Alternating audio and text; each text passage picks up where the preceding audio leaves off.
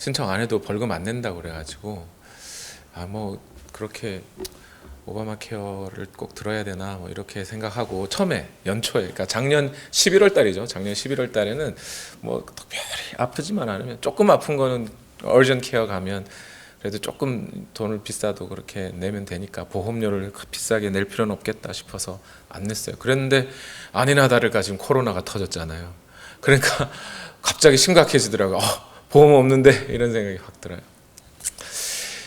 지금 코로나 바이러스로 지금 미국의 상황이 막 이렇게 어지러워진 이 상황에서 제가 가만히 생각하니까 처음 트럼프 대통령이 미국의 대통령이 되던 그 순간이 생각이 딱 나더라고요.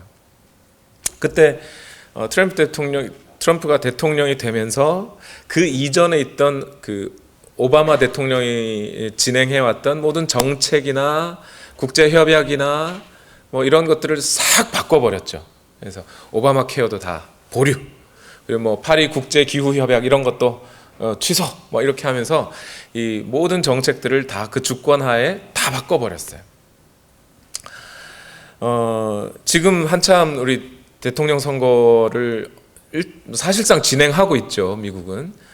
그런데 이런 걸 봤을 때 이게 정권이 바뀌면, 대통령이 누가 되느냐에 따라서 그 나라의 국민들의 삶이 확 이렇게 방향이 쫙쫙 바뀌어요. 그죠?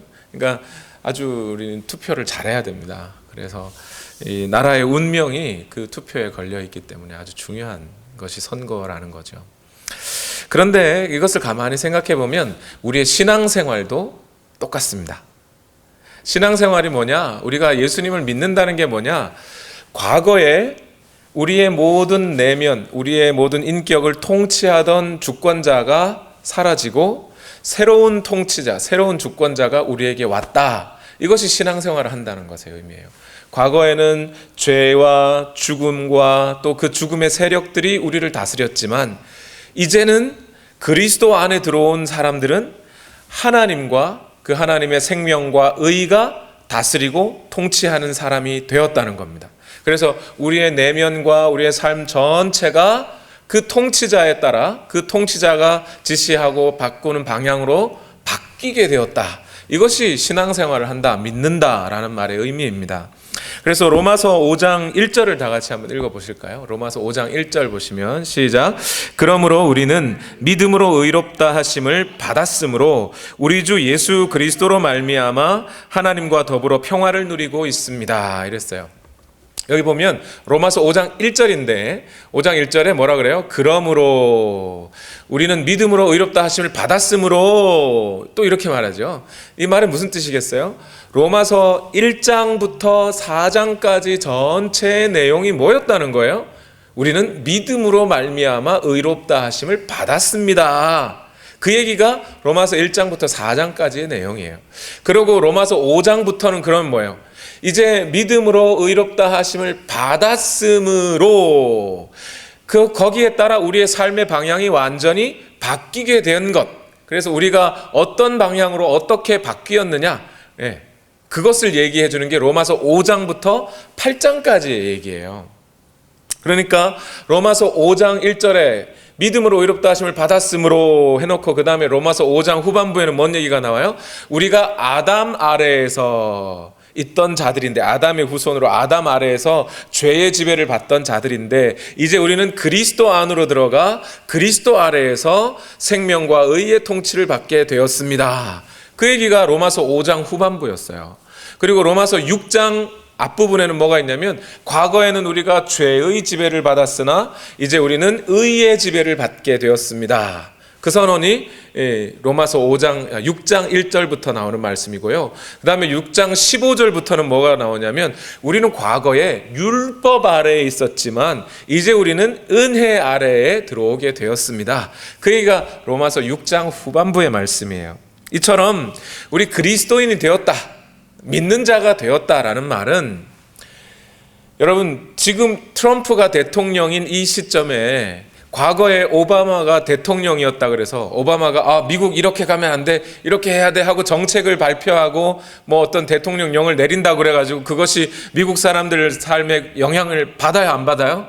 안 받아요. 그거 아무 상관이 없어요. 그렇죠?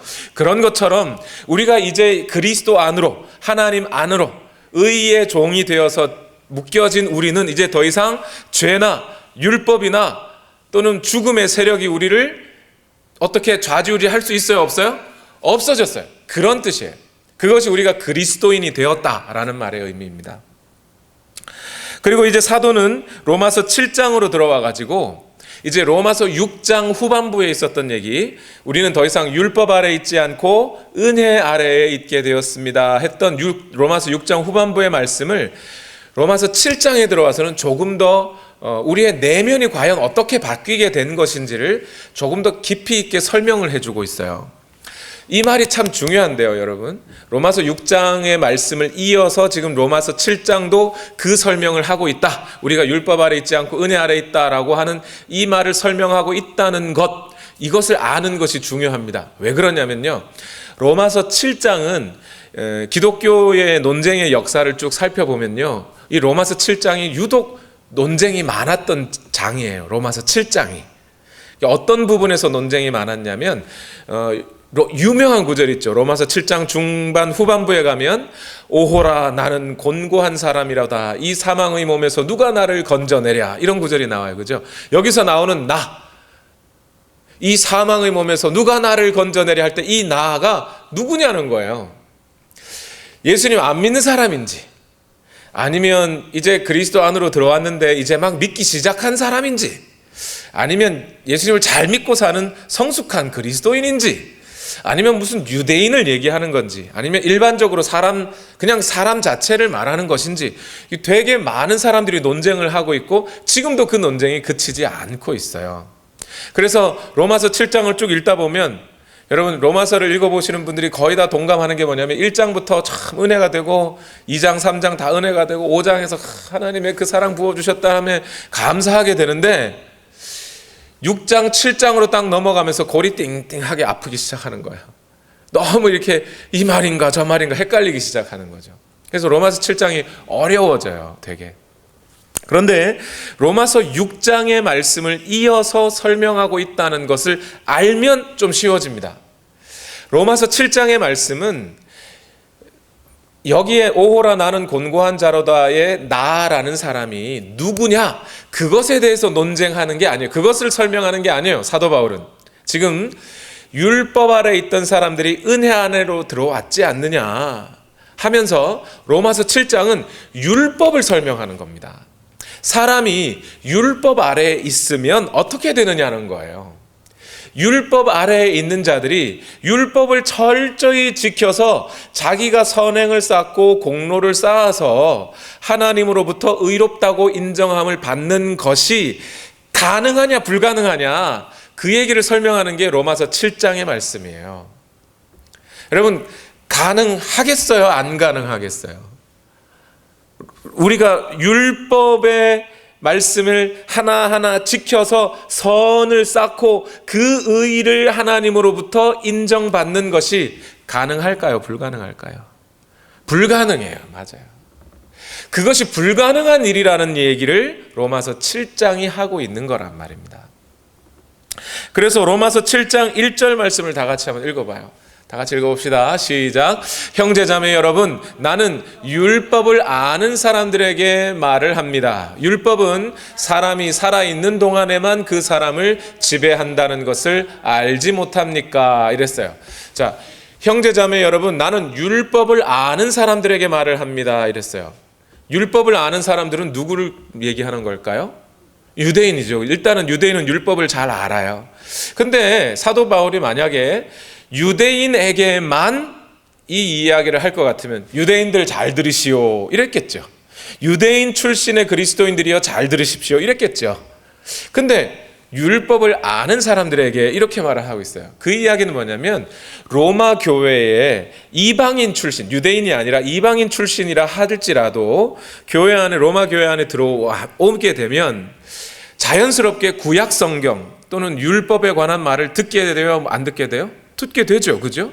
그 당시에는 있었던 책이라고는 성경이라고 하면 구약 성경밖에는 없었으니까.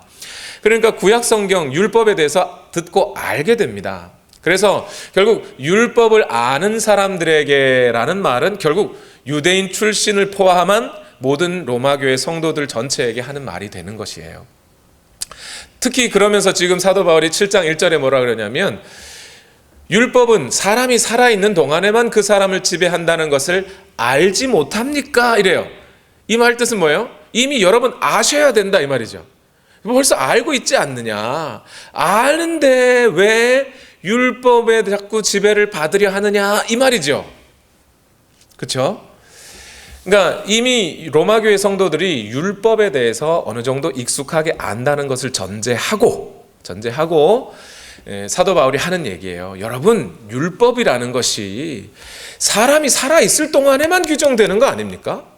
예를 들어서 안식일법이 있어요. 그러면 그 안식일을 기억하여 거룩히 지키라 하는 명령이 있었다면 사람이 죽으면 죽은 사람들은 안식일 지키라 그럽니까?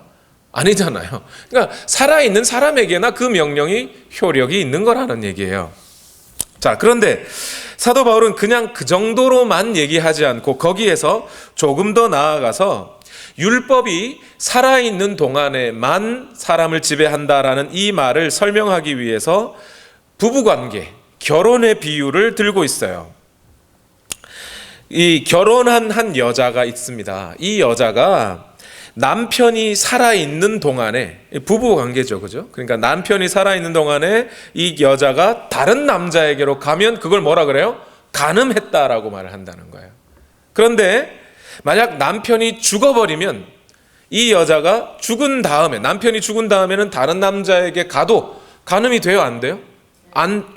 죽으면 끝난 거예요. 왜냐하면 죽으면 남편과 아내의 부부 관계가 끝난 거죠. 끝났으니까 이제 다른 남자에게로 가도 간음이 되지 않는다 이 말이에요. 자, 그런데 이 비유의 메시지는 한마디로 왜 하는 거예요, 사도 바울이? 야, 그러면 니네 이제 더 이상 간음죄 짓지 마. 부인이 남편 떠나서 가면 안 돼. 이 얘기를 지금 막 법률 조문처럼 하려고 지금 바울이 이 얘기는 하는 것일까요? 사도 바울이 이렇게 비유를 말해 놓고 이 비유의 의미를 다시 설명해 줬어요. 로마서 7장 4절 오늘 본문인데 같이 읽어봅시다. 시작. 나의 형제자매 여러분, 그러므로 여러분도 그리스도의 몸으로 말미암아 율법에 대해서는 죽임을 당했습니다. 그래서 여러분은 다른 분, 곧 죽은 사람들 가운데서 살아나신 그분에게 속하게 되었습니다. 그것은 우리가 하나님을 위하여 열매를 맺게 하기 위함입니다. 이렇습니다. 그리스도의 몸으로 말미암아 율법에 대해서 죽었다. 이 말은 뭐예요? 우리가 그리스도 안에서 예수 그리스도께서 죄에 대하여 죽을 때 이 말이에요. 그리스도께서 죄에 대하여 죽을 때 우리는 예수 그리스도와 함께 같이 죽었어요. 그죠? 죄에 대하여 죽었다는 것은 곧 무엇에 대해서도요? 죄를 규정하고 죄를 고발하고 있는 율법이라고는 법에 대해서도 죽은 거죠. 그렇죠? 그러니 율법과 우리는 더 이상 관계가 있어요? 없어요? 없어요. 끝난 거예요. 율법에 대해서 죽었으니까. 물론 앞에서 사도는 비유에서 남자와 여자가 있습니다. 남편이 죽으면 이렇게 표현했어요. 남자가 죽는 걸 설명을 했어요. 그런데 여기 오늘 이제 로마서 7장 4절에서는 율법과 우리 중에 누가 죽었대요? 율법이 죽었대요? 우리가 죽었대요? 그리스도의 몸으로 말미암아 율법에 대해서는 죽임을 당했습니다. 율법이 죽은 게 아니고 우리가 죽었다고요. 그리스도가 죽을 때 율법은 살아있어요. 율법은 악한 법이 아닙니다. 율법은 선한 것이에요. 하나님이 주신 거예요. 그 율법이 없어지는 게 아니에요. 율법이 죽는 게 아니에요. 그 선한 것이 왜 죽습니까? 죄인인 우리가 그리스도와 함께 율법에 대하여 죽는 거예요. 죽어서 율법과 우리와의 관계는 끝난 겁니다. 죽었으니까. 그리고 이제 우리는 그리스도와 함께 다시 살아나서 그리스도와 결혼하여 살고 있는 것이라는 거예요. 율법은 우리에게 더 이상 영향을 미치지 않고 우리가 이제 그리스도의 영향을 주고받으면서 그리스도의 사랑을 받고 또한 우리가 그리스도를 사랑하는 자로서 결혼을 하여 살아가는 것, 이것이 그리스도인이 살아가는 삶이다. 이 얘기를 하고 있는 겁니다, 사도 바울이. 여러분, 이 말씀을 생각하니까 야, 얼마나 감사한 일인지요. 우리가 과거의 죄 아래서, 죽음 아래서 하나님과 원수가 되어서, 그죠?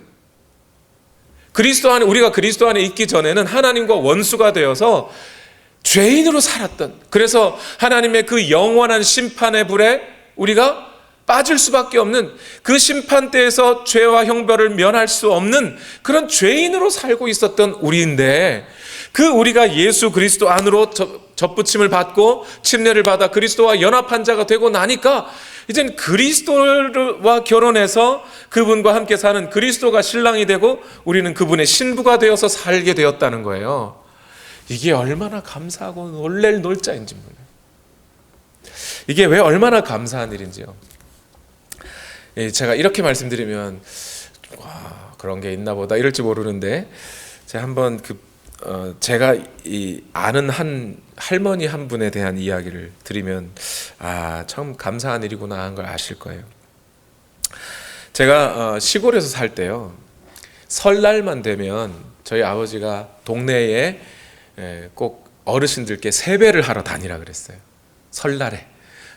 지금 청소년들은 설날에 동네 어르신들한테 다녀가면서 막 세배하고 그런 거 잘 모르지만, 저희 때만 해도 그런 시골에서 그렇게 막 다녀서 동네 어른들한테 절하고 그랬거든요. 근데 그렇게 이제 설날에 세배하러 가게 되면 저희 아버지가 항상 이렇게 쪽지를 적어주셔요. 이분 집에는 꼭 가서 찾아뵙고 빠지지 말고 가야 된다 하고 이렇게 적어주시는 쪽지가 있었어요. 그 쪽지에 항상 저희 아버지가 적어주시는 할머니 한 분이 있었는데, 김유노미라는 할머니예요. 그때만 해도 벌써 65세 거의 되셨어요. 제가 초등학교 2학년, 3학년 이럴 때 막 세배하러 다닐 때니까 그때만 해도 벌써 60세가 넘으셨어요. 근데 지금도 살아계십니다. 100세 가까이 되셨어요. 그런데 이 김유노미 할머니는 원래가 처음부터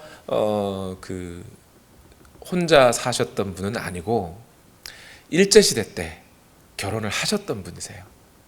근데 일제시대 때 결혼을 하시고 남편분과 한 3개월쯤 살고 계셨을 때 강제징용에 남편이 끌려가셨어요. 그리고 그때부터 혼자 사신 거죠. 광복이 됐는데, 해방이 됐는데 남편이 돌아오시질 않으셨어요. 그러고 몇 년 있다가 금세 뭐가 터졌어요? 6.25 전쟁 터지고 피난민에 그냥 끌려가지고 그냥 그 집을 버리고 피난 내려오다가 제가 살았던 그 고향 경상북도 봉화군 명호면 도천리에 오셔서 살으셨던 거예요. 근데 이분 할머니의 성이 김씨다 보니까 저희 아버지가 또 할머니 혼자 사시고 하니 꼭 가서 니네 세배는 해라, 니네 손자처럼 살아야 된다, 그분 뭐 먹을 걸 주시면 같이 꼭 먹고 그렇게 해라, 그렇게 배웠어요. 근데 제가 알기로는 1980년대 중반인가 후반인가에 놀랍게도 처음 결혼하셨던 그 남편분이 생환하셔서 돌아오셨어요. 근데 그때 벌써 이미 나이가 65세, 70세가 다 되셨기 때문에 그냥 남편분하고 다시 합치기보다는, 그리고 남편분이 이미 그 김유노미 할머니가 자기를 이미 고향에 없으니까, 피난 내려왔으니까 안 보이잖아요. 그러니까 이미 다른 분과 결혼해서 잘 살겠지 하면서 새 살림을 차리셨습니다. 그래가지고 이 김유노미 할머니 그때부터 지금까지 100년 동안 딱 3개월 남편분과 살고 지금까지 혼자 사셔요. 근데 제 마음속에 그런 생각이 드는 거예요. 만약 이 할머니가 남편이 죽었다는 소식을 들었다면, 그러니까 강제징용에 끌려가서 실종된 게 아니라 차라리 남편이 죽었다는 소식을 들었으면, 그럼 이 할머니는 이제 자유롭게 다른 남성분을 만나서 가정을 꾸리고 인생을 살지 않았을까? 그 인생이 완전히 바뀌지 않았겠어요? 남편이 살아있을지 죽었을지 모른다고 하니까 그 남편 기다리면서 그냥 그렇게 외롭게 인생을 100년을 살으셨어요. 80년을 사셨죠. 80년. 그런데 만약 남편이 죽었다는 것을 알고 새로 가정을 꾸리고 남편을 만나 결혼을 했다면 얼마나 다시 그 인생이 바뀌었을까요? 여러분, 우리 그리스도인의 인생이 그러하다는 거예요. 우리는 더 이상 그리스도 안에서 죄에 대하여 죽고 율법에 대하여 죽은 자들입니다. 율법과 관계없는 자들이에요. 율법이 우리를 정죄하고 구속할 수 없는 사람들이 된 거예요. 이제 우리는 예수 그리스도를 만나 예수 그리스도와 연합하여 그분의 사랑을 받고 우리는 그분을 사랑하면서 완전히 바뀐 행복하고 기쁨과 감사의 삶을 그리스도와 결혼하여 살아가게 된 자들이란 말입니다. 이것이 우리가 그리스도인이 살아가는 삶의 핵심이에요. 이것이 우리가 살아가는 삶입니다. 자, 그런데 이렇게 더 이상 율법이 우리를 규정하지 않고 우리는 그리스도 안에서 용서와 은혜와 그 특권을 누리면서 살아가게 되었다라고 말씀을 드리면 자연스럽게 따라오는 질문이 있어요. 목사님, 그러면 우리는 율법 이제 안 지켜도 되겠네요. 안식일 법이니 안식일을 기억해서 지키라는 것이니 아니면 11조니 아니면 금식하라는 법이라든지 이거 다 율법이라면서요. 그리고 그 율법은 우리에게 더 이상 정죄하는 법이 아니라고 하니까 우리와 관계없는 법이니까 이제 율법 안 지키고 살아도 되겠네요. 요즘 여러분 유튜브에 보면 그런 질문 많아요. 11조 꼭 해야 됩니까? 주일 성수 율법이니까 안 해도 되겠네요. 이런 질문 가지고 유튜브에서 얘기하시는 분들이 많아요. 근데 잘 들어주십시오. 이제 사도 바울은 이러한 질문, 율법은 그럼 안 지켜도 되겠네요? 라고 하는 그 질문에 대해서 이렇게 답변을 합니다. 로마서 7장 5절과 6절 말씀 같이 읽어봅시다. 시작. 이전에 우리가 육신을 따라 살 때에는 율법으로 말미암아 일어나는 죄의 욕정이 우리 몸의 지체 안에서 작용해서 죽음에 이르는 열매를 맺었습니다. 잠깐 여기서 쉬어보죠. 자, 육신을 따라 살 때, 이건 그리스도 안에 들어온 게 아니에요. 근데 그때는 율법에 따라 살았어요. 이건 유대인을 얘기하는 거죠. 그렇죠? 이방인은 이런 경험은 없어요. 그러니까 지금 사도 바울은 비록 유대인이라 하더라도 율법의 규정을 따라 사는 그 삶은 그리스도 안에 들어온 삶이 아니라는 얘기예요. 그렇죠? 그런데 율법을 따라 살았기 때문에 겉으로 보기에는 이것이 되게 경건해 보입니다. 그렇죠? 그런데 그 내면으로 들어가면 죄의 욕정이 우리 몸의 지체 안에 작용하여 죽음에 이르는 열매를 맺었다 그래요. 그것이 율법을 따라 사는 삶이 이렇게 사는 삶이었다는 겁니다. 그리고 이 7장 5절 말씀을 사도 바울은 7장 7절부터 자세하게 설명할 거예요. 자, 그런데 7장 6절로 넘어오면 그러나 지금이 언제? 우리가 이제 그리스도 안에 들어온 우리는 우리를 올감했던 것, 그게 뭐죠? 율법이죠. 그죠? 올감했던 것, 그 율법에 대하여 죽어서 율법에서 풀려났습니다. 그래서 우리는 문자에 얽매인 낡은 정신으로 하나님을 섬기지 않고, 요거는 과거에 율법에 얽매여 가지고 그 낡은 정신으로 하나님을 섬기던 그걸 말하는 거예요. 그렇게 섬기지 않고 그렇게 율법을 지키는 게 아니라 성령이 주시는 새 정신으로 하나님을 섬깁니다. 율법 지킨다는 거예요? 안 지킨다는 거예요? 지킨다는 거예요. 그렇죠? 하나님을 섬긴다잖아요. 섬긴다는 말은 이게 율법을 지킨다는 얘기. 지키긴 지키는데 문자에 얽매인 낡은 정신으로 지키는 게 아니라 우리는 성령이 주시는 새 정신으로 지키는 사람들이 되었는 것이다, 이 말이에요. 여러분, 이것을 쉽게 설명드릴게요. 여러분, 이게 무슨 말이냐면, 자, 우리 교회에 유스 학생 중에 승호라고 있습니다. 승호. 예. 건장해졌어요 지금. 예. 아빠보다 키가 더 커진 것 같기도 하고. 자, 그런데 이 승호가 너무 이쁘고 사랑스러운 나머지 승호 아버지 이재민 집사님이 승호한테, 야 승호야, 너 너무 착하고 아빠가 너 참 사랑스러우니 너에게 상 하나 줄 겸 해서 저기 스테이트 파크에 매년 하잖아요. 그죠? 올해도 할지 모르겠습니다만 스테이트 파크에 갈 수 있는 티켓을 아빠가 선물로 준비했어.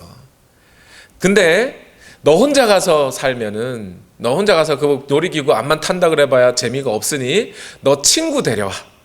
친구 데려오면 아빠가 얼마든지 그 티켓 다 사서 줄 테니까 친구 데려오면 함께 들어가게 해줄게 약속을 했다고 치십시다. 이재민 집사님이.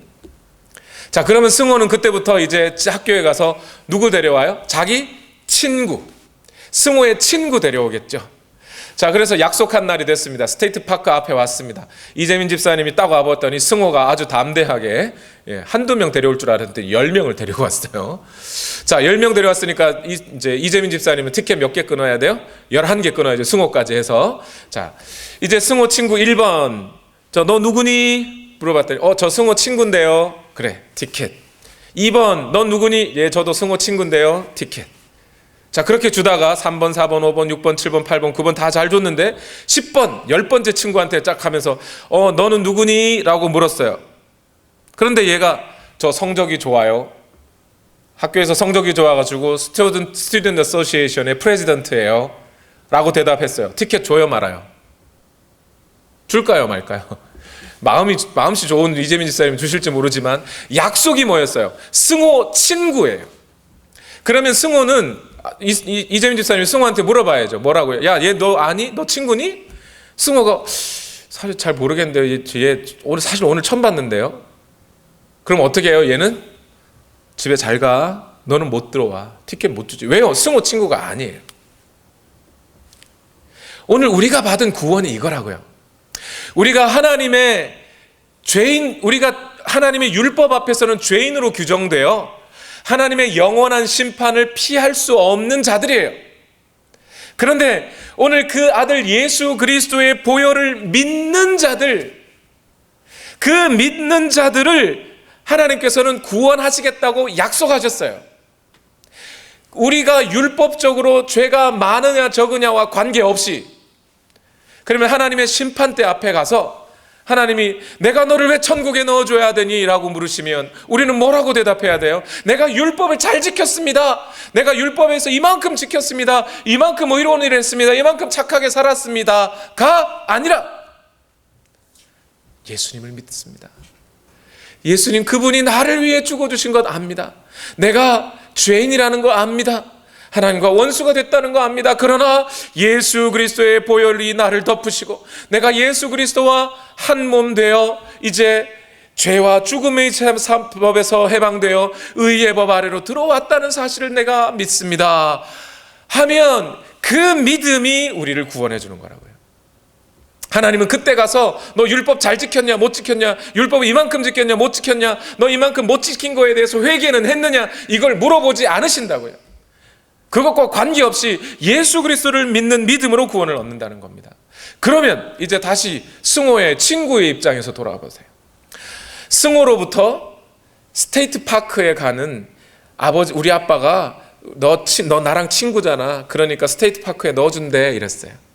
티켓 준대 라는 이야기를 들은 이 친구는 그럼 이제부터 공부를 할까요 말까요? 공부를 할 거냐 말 거냐 관계없이 스테이트 파크에 가는 건 정해졌어요. 그죠? 그러면 이때부터 이 승호의 친구는 스테이트 파크에 들어가기 위해서 공부할 필요가 있어요? 없어요? 없어요. 스테이트 파크에 들어가기 위해서 성적표에 1등, 2등 이거 쌓을 필요가 없다고요. 그러나 승호의 친구들은 어때요? 이제 승호의 친구로서 더 좋은 친구 관계를 유지하고 그 친구로서의 교제를 위하여 친구로서의 교제가 된 것에 감사하고 스테이트 파크에 가게 된 것에 고마운 마음에 더 기쁘고 힘내서 공부하게 되는 거죠. 그러니까 율법을 지킨다는 것은, 우리가 믿는 사람이 율법을 지킨다는 것은 천국에 가기 위해서, 하나님으로부터 의롭다고 인정함을 받기 위해서 율법을 지키는 게 아니라 우리에게 구원을 주시고 우리의 모든 죄와 그 악을 사하여 주시고 용서해 주신, 그리고 이제 하나님의 자녀 되게 하신 그 하나님의 은혜에 감사해서 하나님의 말씀이요 하나님의 법인 그 율법을 더 잘 지키려고 기꺼이 순종하는 사람이 된다는 얘기예요. 그것이 율법을 지키는, 성령의 주시는 새로운 마음으로, 새로운 정신으로 하나님을 섬기는 자가 되었다라는 말의 의미입니다. 자, 그런데 여기서 한 가지 문제가 있어요. 자, 여러분 가만히 생각해 봐요. 자, 내가 구원받으려고, 내가 의롭다고 인정받으려고 율법을 지키는 사람, 겉으로는 예를 들면 아주 경건한 유대인, 그런 사람과 하나님의 은혜를 받아서 참 내가 나 같은 놈도 살려주셨구나, 감사하다 감사하다, 하나님의 말씀이 무엇인지 알아보고 그 말씀을 따라 순종해야지, 감사하다 하는 사람하고 겉으로 드러나는 경건의 행위는 차이가 날까요, 안 날까요? 겉으로 보기에 누가 더 경건해 보일까요? 바리새인이 경건해 보여요? 아니면 예수님 제자들이 경건해 보여요? 복음서에 보니까 바리새인이 더 경건해 보이죠. 바리새인은 철저했거든요. 그러니까 누가 봐도 겉으로는 바리새인이 훨씬 더 의로워 보여요. 예수님의 제자들은 세리하고 밥 먹고 말이죠. 죄인들하고 밥 먹고 말이죠. 그러고 살았단 말이에요. 그런데 바리새인은 탁 옷도 정갈하게 입고 날마다 시장 앞에서 죄를 뿌려가면서 회개하고, 그죠? 그리고 사람들한테 동전을 땡그랑 하면서 던져주면서 구제를 하고, 일주일에 한 번, 하루나 이틀은 반드시 금식하고 성전에 올라가 두 손을 들고 기도하는 그 사람들이 훨씬 더 경건해 보인단 말이에요. 그러다 보니까 오늘날 그리스도인이 되었음에도 불구하고, 예수 그리스도 안에 들어왔음에도 불구하고 율법을 철저하게 지켜서 의롭다고 인정함을 받으려고 하는 그런 율법주의적인 그런 정신으로 하나님을 섬기는 것이, 그게 진짜인 양 착각하고 살아가는 사람들이 많더라 이 말이에요. 그런데 안타까운 것은 뭐예요? 앞에서 사도 바울이 뭐라 그랬죠? 남편이 살아있는데 여자가 다른 남자에게로 가면 그게 뭐라고요? 간음이라고. 자, 그러면 그리스도께서 나와 함께 결혼하여 살아 계신데 내가 다시 내 의를 쌓기 위해서 율법을 준수하고 율법을 준행하여 내가 의로워지겠다라고 하고 율법으로 가면 그게 뭐라는 거예요? 간음이라는 거예요. 겉으로 보기에는 별 차이도 없어 보이는 그 경건의 행동들이 그 내면의 마음이 어떠하느냐, 목적이 어떠하느냐, 율법을 어떻게 지키느냐에 따라서 간음이 되어버릴 수 있다 이 말입니다. 사람에게는 이 율법주의로 돌아가려고 하는 경향성이 매우 강해요. 왜 그런지 아세요? 우리 마음이, 인간의 이 죄의 몸을 갖고 있는 이 인간의 생각, 마음의 상태라는 게요, 율법주의를 더 좋아하게 돼 있어요. 왜 그러냐면 이 율법주의는요, 율법을 지켜서 의롭다고 인정받으려고 하는 이 율법주의는요, 나의 가치를 인정받기 쉽거든요. 하나님의 은혜는 하회와 같고 너무나 풍성해서 그냥 받아들이기만 하면 내가 구원받는다라고 하는 거, 이것은 내 가치를 인정받을 만한 틈새가 없잖아요. 그런데 율법을 철저하게 지켜, 그래서 율법을 잘 지켜서 의롭다고 율법을 잘 지켜서 그것으로 내가 의를 쌓고 그 의를 하나님으로부터 인정받는다고 하면 그건 내 가치가 막 빛나 보이잖아요. 그래서 율법주의로 흐르려는 경향이 많은 거예요, 사람들은. 이게 무슨 얘기냐면, 여러분, 흙은 아주 중요한 거죠, 땅. 그런데 흙이라고 하는 것이 우리에게 주어질 때까지 우리가 뭐 공로를 쌓은 적이 있어요? 없잖아요, 그죠? 그냥 자연스럽게 은혜로 우리에게 주어진 거예요. 공기 중요합니까, 안 중요합니까? 중요하죠. 근데 공기 한 번 마시는데 돈 내셨어요? 안 냈어요. 공짜예요. 은혜로 받는 거예요. 그죠?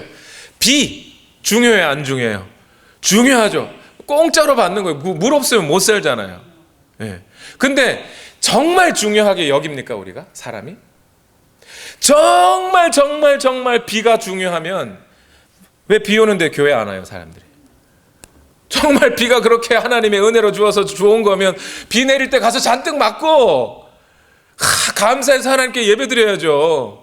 근데 사람들이 비 오면 교회는 안 와요. 왜 그러죠? 진짜 그것을 중요하게 여기지 않는다는 말이에요. 그렇죠? 사람들은 흙보다는 그 흙 위에 쌓여진 빌딩을 더 소중하게 여겨요. 물이나 공기보다는 물이나 공기를 팔아서 들인 돈을 더 중요하게 여겨요. 우리 몸보다는 몸 위에 입은 옷을 더 중요하게 여기더라고요, 사람들이. 왜? 그것으로 내 가치가 증명되니까. 그렇잖아요. 마찬가지로 율법도 마찬가지예요. 사람들이 율법을 철저하게 지켜야 내 가치가 인정받는다고 여기기 때문에 사람들은 자꾸 율법주의로 흐르는 거예요. 그런데 여러분, 사람이 율법을 그 원래의 의미와 목적대로 철저하게 지킬 수 있어요, 없어요? 못 지켜요. 그죠? 율법 조문이 예를 들어서 100개다. 그 100개 중에 하나라도 틀렸다. 그러면 100개 전체를 안 지킨 게 되잖아요. 그런 율법 어떻게 지킵니까?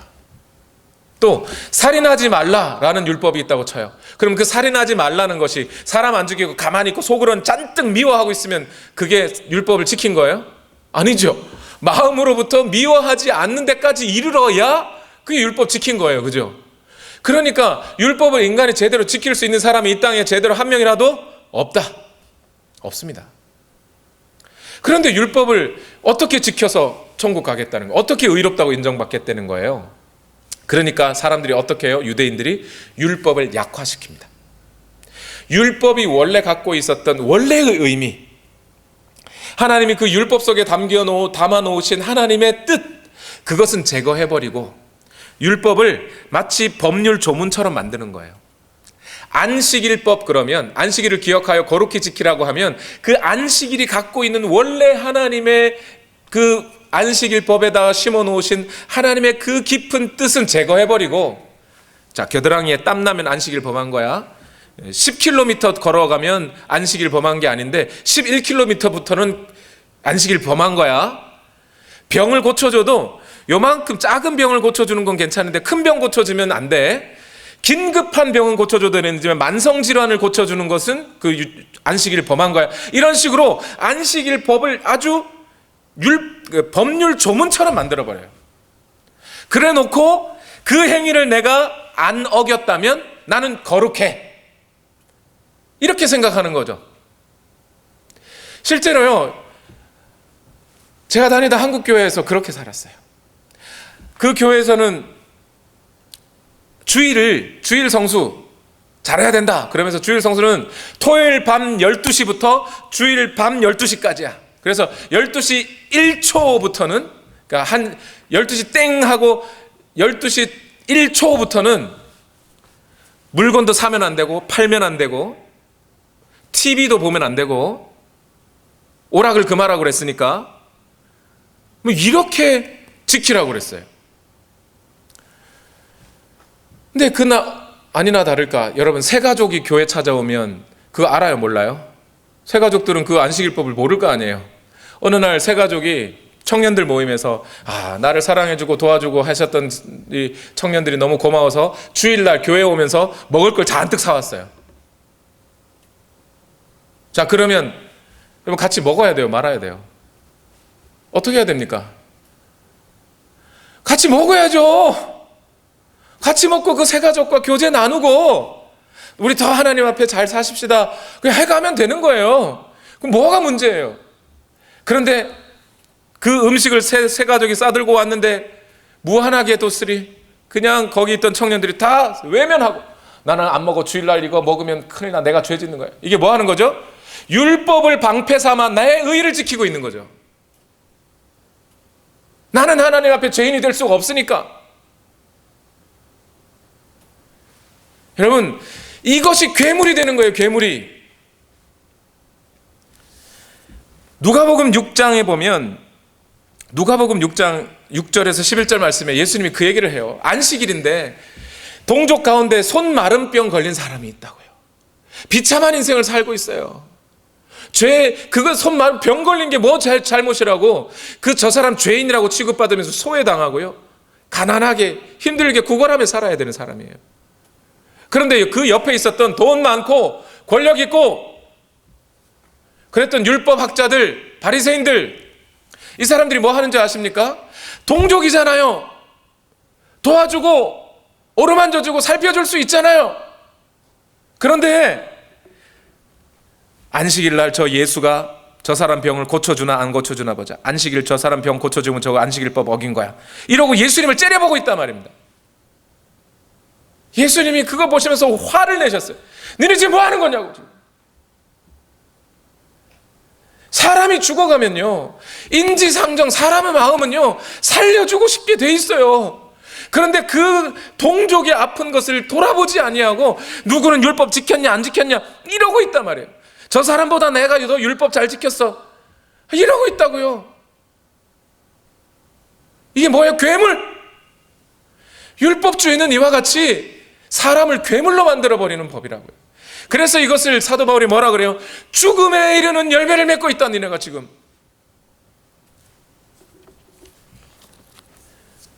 유대인들이 그랬잖아요.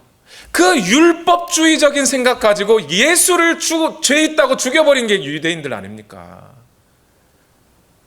괴물이 돼버린 게 괴물이.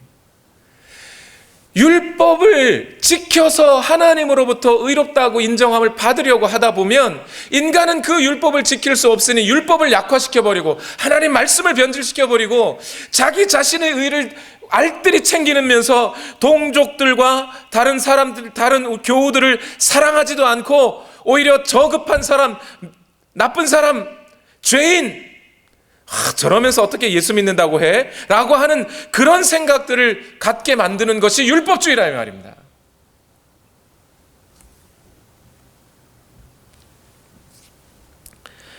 그러나 사도 바울은 오늘 선포합니다. 그러나 지금은 우리를 올가맸던 것에 대해서 죽어서 풀려났다. 우리는 더 이상 율법의 문자에 얽매인 낡은 정신으로 하나님을 섬기는 자들이 아니야. 이제 만약 우리가 그리로 다시 넘어가려 한다면 우리는 간음하는 거야. 왜? 우리는 그리스도라고 하는 신랑이 있는데, 그리스도라는 신랑과 함께 사랑을 주고받으면서 그 은혜를 힘입어서 우리는 하나님의 말씀을 지키는 사람들이라 이 말이지. 그 얘기를 하는 거예요. 여러분 그런 얘기 많이 들어봤잖아요. 주일 성수 안 하면 주일날 오후에 애가 TV 봤더니 배가 아프더래. 그 율법 안 지켜서 하나님이 벌 줘서 그런 거라고. 11조 안 하면 어떻게 된다고요?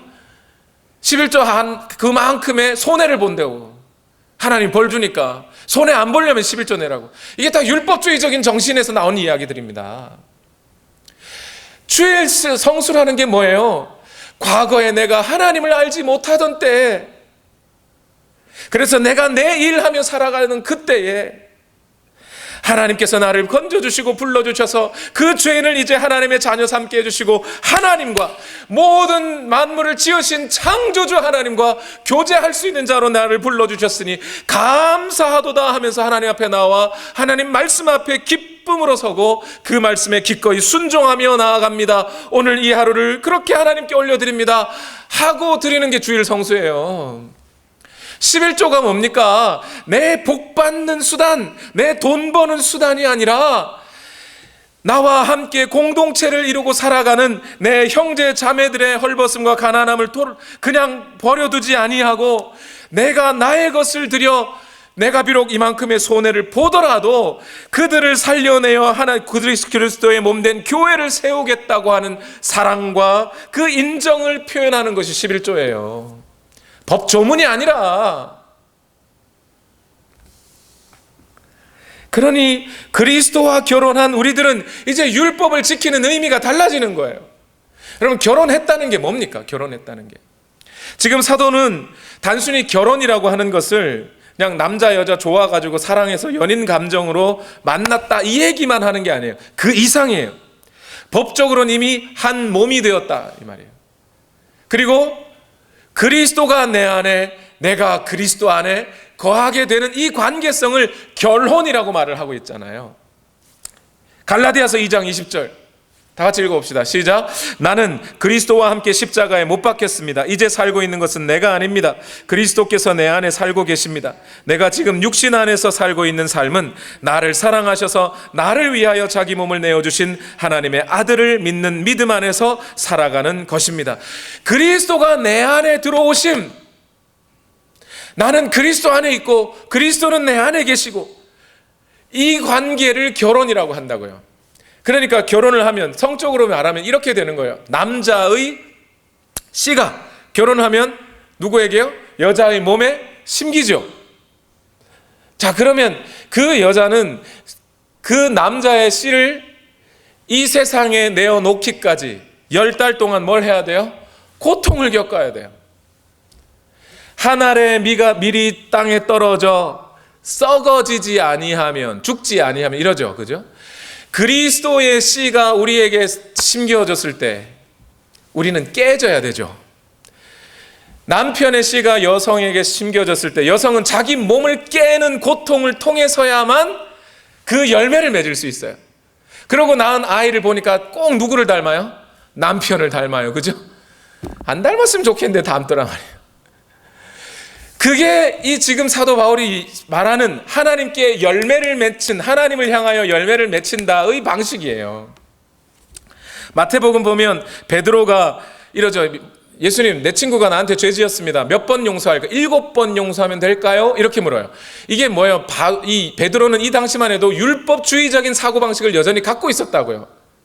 용서하라고, 사랑하라고 하니까 7번 용서해주면 되는 거구나. 7번까지 내가 용서하면 내가 의로워지고, 의로워진 나는 하나님으로부터 인정받고, 이런 식으로 사고방식을 갖고 있다. 그러니까 7번 하면 됩니까? 이렇게 물어보는 거예요. 근데 예수님이 뭐라 그래요? 1흔번씩 7번 용서해야 된다. 그 얘기는 뭐예요? 야, 7번 아니야. 77은 49, 490번이야. 이 얘기입니까? 490번까지는 해야 돼. 491번부터는 몰라도. 이런 뜻이에요? 그런 뜻이 아니죠. 예수님 말씀하신 거예요. 완전하게, 통째로 7, 완전수잖아요. 완전히 용서하는 게 맞는 거야. 자, 그런데 완전히 용서할 수 있어요, 없어요, 사람이? 없죠. 저만 해도 그렇더라고요.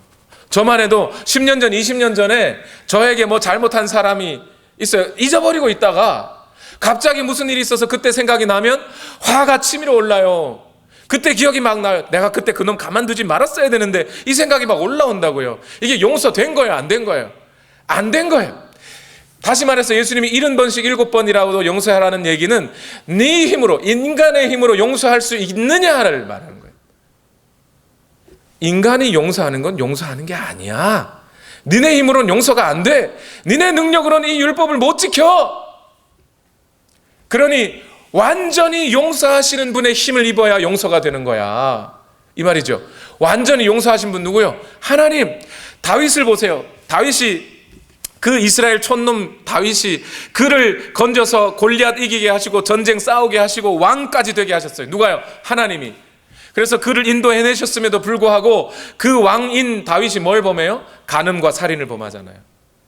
극악무도한 죄예요. 여러분, 여러분의 입장에선 여러분이 우리야였다고 생각해 보세요.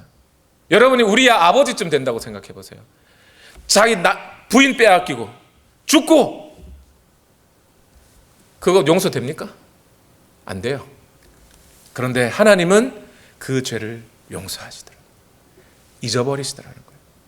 다윗이 그런 죄를 범하고 난 이후에도 하나님은 그에게 왕권을 허락해 주셔요. 그뿐만 아니라 다윗에게 약속하신 그리스도라고 하는 약속까지도 다 이루어버리시는 거예요.